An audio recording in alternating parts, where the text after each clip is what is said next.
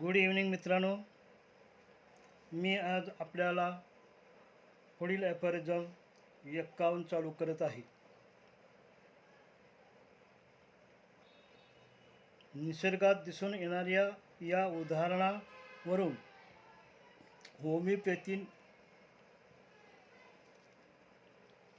होमिओपॅथीचा निसर्गदत्त सिद्धांत कोणत्याही बुद्धिवान माणसाला स्पष्टपणे समजू शकतो. या निसर्गातील साधनापेक्षा मानवाजवळ कितीतरी चांगल्या गोष्टी आहेत. तसेच निसर्गात सर्वत्र आढळून येणाऱ्या औषधद्रव्यांचा आपण मानवाच्या कल्याणाकरिता कितीतरी चांगल्या रीतीने उपयोग करून घेऊ शकतो. या औषधी द्रव्यामध्ये तत्समान रोग उत्पन्न करण्याची शक्ती आहे व ती अनेक प्रकारची असल्यामुळे जेवढे म्हणून मानवाला रोग होतात त्या सर्व प्रकारच्या रोगांच्या बाबतीत ती उपयोगी पडण्यासारखी आहे. याशिवाय ते जो कृत्रिम रोग निर्माण करतात त्यावर नियमन ठेवता येते. यामुळे त्यांचा जो काही चांगला किंवा वाईट परिणाम होतो तो पण सहज दूर करता येतो. निसर्गाला त्याकरिता काहीही करावे लागत नाही.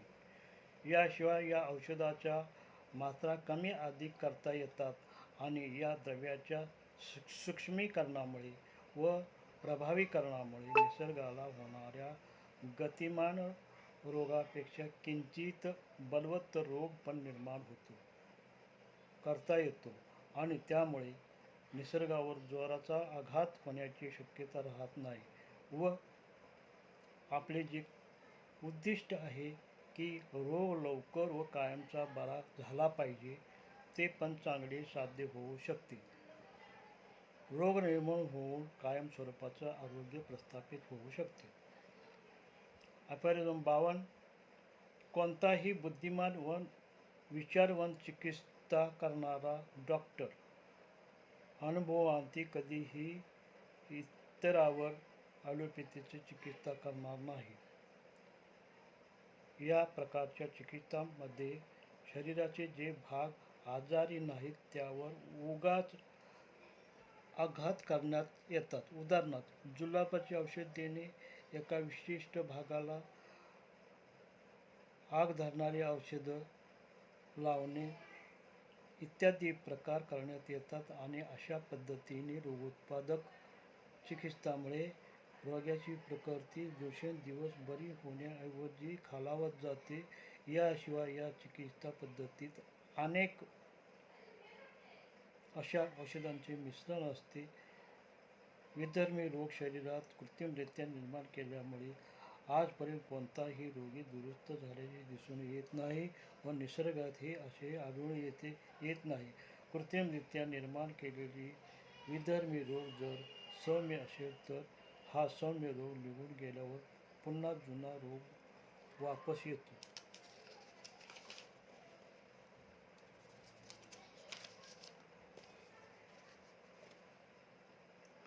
रोगी कधीच बरा होत नाही. कृत्रिम रोग जर विधर्मी व जोरदार असेल तर सतत निर्माण केला जात असेल तर मात्र रोग्याची शरीरे कधीकधी मूळचा रोग व नवीन निर्माण केलेला रोग असे दोन्ही रोग वास करतात व रोगी कधीही दुरुस्त होत नाही. ॲपरिझम 53. नेहमीच्या अनुभवावरून असे दिसून येते की जे काही रोगी बरे होतात ते होमिओपॅथिक पद्धतीनेच बरे होतात. हे अगदी सत्य आहे. जर रोग निश्चितपणे लवकर आणि कायमस्वरूपी बरा व्हायचा असेल तर ते याच पद्धतीने बरे होतात, कारण हे उपचार पद्धती अचूक व कायमच्या अशा सिद्धांतावर आधारित आहे. ॲपरिझम 54. महत्त्वाचा मुद्दा. दोन बिंदू एक सरळ रेषा काढायची असेल तर दोन बिंदू जोडले तर एक सरळ रेषा निघते. त्याच्यासाठी दुसरा पर्यायी मार्ग नाही आहे.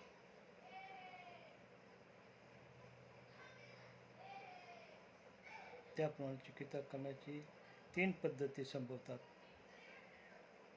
विरुद्ध चिकित्सा अँटिपॅथी, 2 समान चिकित्सा होमिओपॅथी, 3 अन्य रोग उत्पादन चिकित्सा म्हणजे हेटेरोपॅथी. याशिवाय चौथा प्रकार असू शकत नाही. विपरीत चिकित्सा रोगाचे तात्पुरते शमन करीत असल्यामुळे योग्य नाही. अन्य रोग उत्पादन चिकित्सा ही सर्वथा त्याज्य आहे, पण फक्त एकच मार्ग शिल्लक उरतो.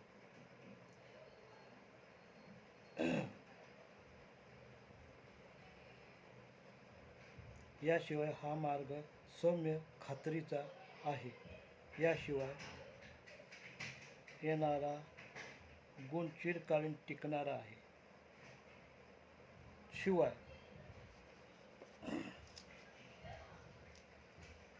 रोग्याचे कोणतेही प्रकार नुकसान होत नाही, रोगी अशक्त होत नाही आणि म्हणून होमिओपॅथिक मार्ग हाच एकमेव मार्ग आहे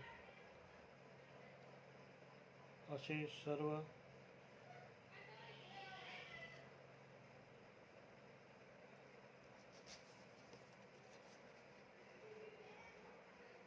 अन्य सर्व मार्ग योग्य नाहीत. टिप: या 3 मार्गाशिवाय रोगाचे कारण दूर करणे हा एक मार्ग संभावतो, परंतु रोगाचे कारण निश्चित असतेच असे नाही. याशिवाय कारण व परिणाम यांचा परस्पर संबंध जोडताना अनेक मतभेद दिसून येतात, म्हणून हा मार्ग सुद्धा निश्चित नाही. म्हणून सरळ, निश्चित व अचूक मार्गाने जाणे हेच योग्य आहे. ॲफॉरिझम 55. रोगाची चिकित्सा करताना दुसरा एक मार्ग आहे आणि तो म्हणजे विपरीत चिकित्सा आणि अन्य रोग उत्पादक चिकित्सा हा होय. या पद्धतीमध्ये शरीराचे जे भाग रोगी नाहीत त्या भागावर चिकित्सा करून रोग अन्य मार्गाने काढून टाकण्याचा प्रयत्न करण्यात येतो. हे सर्व काल्पनिक आहे. या पद्धतीने रोग तात्पुरता बरा झाल्याचा आभास निर्माण होतो व नवीन झालेली लक्षणे पूर्णपणे नष्ट झाल्यानंतर पुन्हा पूर्ण लक्षणे निर्माण होतात. याविषयी प्रस्तावनेत सांगितलेच आहे. ॲफॉरिझम 56. तिसरी व शिल्लक रोग निवारण पद्धत म्हणजे विपरीत चिकित्सा किंवा यालाच समान चिकित्सा, पॅलिएटिव्ह मेथड असे म्हणतात. ही चिकित्सा पद्धती सुद्धा रोग्याला तात्पुरता आराम देणारी असली तरी निरुपयोगी व अपायकारक आहे. विशेषतः चिरकालीन रोगात तर अगदीच निरुपयोगी आहे. अशुकारी रोगात मात्र कधीकधी याची आवश्यकता भासते. ॲफॉरिझम 57. या प्रकारच्या शमनचिकित्सा पद्धती सर्वसाधारण ॲलोपॅथी चिकित्सा करणारा चिकित्सक फक्त एकच अत्युपद्रवी लक्षणावर विरुद्ध चिकित्सा करतो आणि त्याचा उपशम पॅलिएशन करणारे औषध त्याला माहिती असते. असे करताना तो चिकित्सक रोग्याला होणाऱ्या लक्षणसमूहाचा विचारच करत नाही. एखादे सूक्ष्म लक्षण घेऊन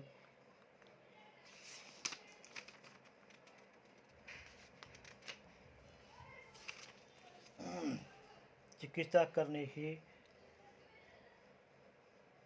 इतर लक्षणाकडे दुर्लक्ष करणे हे योग्य नाही. उदाहरणार्थ, तीव्र वेदना होत असतील तर आपू किंवा त्यासारखे मेंदूला गुंगी आणणारी औषधे वापरणे, हागवणीत अंतर्ज्ञान स्नायूंना हालचाल कमी करण्याकरिता आपू हे औषध वापरणे, रोग्याला बद्धकोष्ठ असेल तर जुलाबाचे औषध देणे, हात भाजून आग होत असली तर थंड पाण्यात हात ठेवण्यास सांगणे. थंडी लागत असेल तर शरीराला गरम थैलीने शेकणे किंवा गरम पाण्याने आंघोळ करणे यासारख्या उपायाने रोग्याला जरी तात्पुरते बरे वाटत असले तरी ती खरी चिकित्सा नव्हे, कारण यात संपूर्ण लक्षण समुच्चयाचा विचार केला जात नाही. दुसरा एक महत्त्वाचा मुद्दा असा की प्रत्येक सर्व लक्षणांना विरोधी असे लक्षण निर्माण करणारे औषध सापडेलच असे नाही. म्हणून अशा प्रकारची लक्षणे विरोधी किंवा शमनचिकित्सा करणे नेहमीच शक्य असत नाही. 58. रोग्याच्या नेमकेच विशिष्ट लक्षणांच्या विरुद्ध लक्षण निर्माण करणारे औषध देणे किंवा शमनचिकित्सा करीत असताना मानवी शरीर व मन या दोहोंना होणाऱ्या लक्षणसमूहाचा विचार न करता फक्त एका लक्षणाविरुद्ध चिकित्सा करणे चुकीचे आहे असे दिसून येते. अशा प्रकारच्या पद्धतीत एका लक्षणाच्या विरुद्ध चिकित्सा केल्यामुळे जरी तात्पुरता आराम होत असला तरी काही काळानंतर रोग पुन्हा वाढलेला दिसून येतो. विशेषतः चिरकालीन रोगात असे आढळून येते. अशा प्रकारच्या जेव्हा रोगवृद्धी दिसून येते तेव्हा मूळचाच रोग जास्त जोराचा झाला म्हणून असे झाले असे कारणमीमांसा करण्यात येते किंवा नवीनच काहीतरी निर्माण झाले असे सांगण्यात येते. म्हणून शमनचिकित्सा कायम रोगदुरुस्तीस योग्य राहू शकत नाही. रोगात 59. रोगात उद्भवणारी अनेक महत्त्वाची लक्षणे सांगून देऊन त्यांचा इलाज न करता एका विशिष्ट लक्षणात महत्त्व देऊन त्या लक्षणापुढे उपाय केल्याने ते लक्षण तात्पुरते कमी झाल्यासारखे वाटते, पण इतर सर्व लक्षणे वाढत असतात. एवढेच नव्हे तर ते तात्पुरते शमन म्हणजे लक्षण सुद्धा पुन्हा दुप्पट शक्तीने उफाळून येते. असा फार मोठा दुष्परिणाम शमन चिकित्सेत दिसून येतो. उदाहरणार्थ, दिवसा खूप झोप येत असेल तर कॉफीचा उपयोग करावा, म्हणजे तात्पुरती उत्तेजना निर्माण होते, परंतु नंतर त्याला झोप वाढते. 2. रात्री चांगली झोप लागत नसेल तर आपू किंवा त्यासारखे झोप आणणारे पदार्थांचा उपाय करावा असं सांगितले आहे. त्यामुळे पहिल्या रात्री जरी योग्य झोप असली तरी निद्रा नास जडते व अनेक रात्री मग झोपेशिवाय काढाव्या लागतात. चिरकालीन हगवण बसत नाही म्हणून अन्य लक्षणांकडे डोळेझाक करून तेच अपूचे औषध दिले जाते. त्यामुळे हगवण तात्पुरते थांबते, पण काही दिवसांनंतर हगवण पुन्हा जोरात सुरू होते किंवा कधी कधी अन्य लक्षणे निर्माण होतात व परिणामी नुकसानच होते. याप्रमाणे रात्री येणाऱ्या कोरड्या खोकल्यावर आपू किंवा तत्सम मादक द्रव्यांचा वापर करण्यात येतो व तात्पुरता चांगला परिणाम दिसून येतो, पण अनेक दुष्परिणाम नंतर भोगावे लागतात. मूत्राशय कमजोर झाल्यामुळे लघवी कमी या प्रकारच्या तक्रारीवर कॅन्तेरिस नावाचे औषध देते, पण लक्षणाविरुद्ध चिकित्साप्रमाणे उपयोग करण्यात येतो. सुरुवातीला त्याचा चांगला परिणाम दिसून येतो आणि परिणामी मूत्राशयाचा लकवा निर्माण होतो. जुनाट बद्धकोष्ठता असलेल्या लोकांना वारंवार जुलाब देऊन तात्पुरते रेचन होते, परंतु परिणामी बद्धकोष्ठता निर्माण परत होते.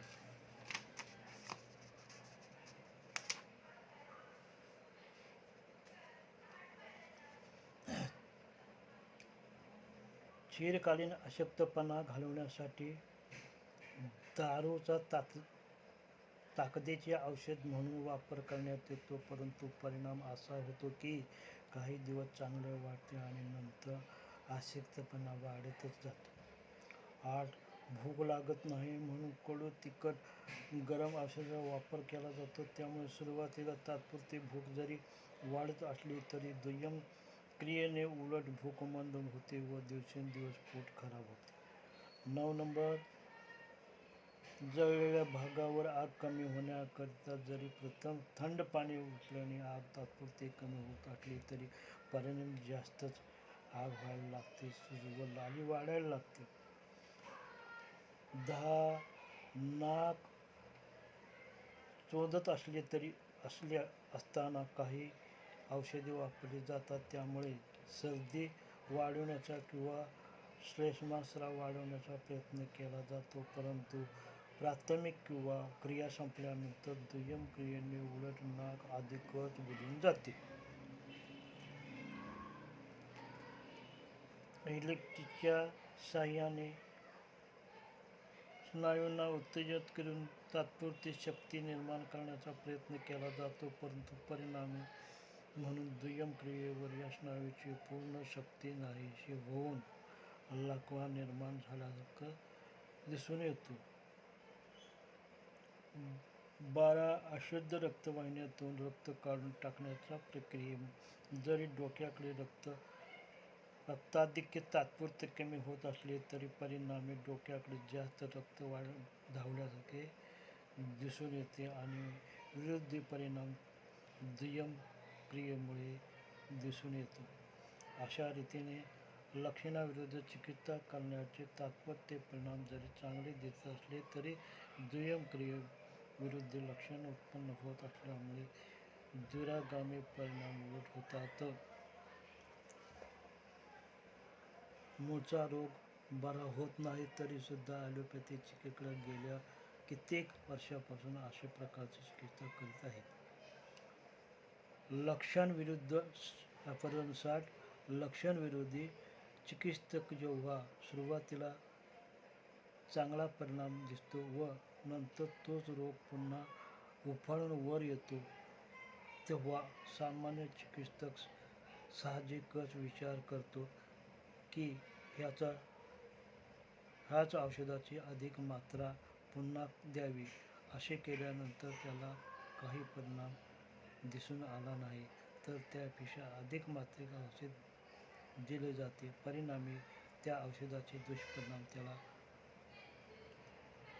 भोगावे लागतात किंवा कित्येकदा रोग दबतो व अन्य रोगोत्पत्ती होते किंवा रोग्याची अवस्था दिवसेंदिवस जास्त खराब होत असते. शेवटी रोगी दगावतो, पण बरा मात्र कधीच होत नाही. विशेषतः चिरकालीन रोगात हे स्पष्टपणे दिसून येते. अशा रीतीने मी आज ॲफोरिझम 60 संपवून मी पुढच्या वेळेला पुढील ॲफोरिझमचे कथन करीन.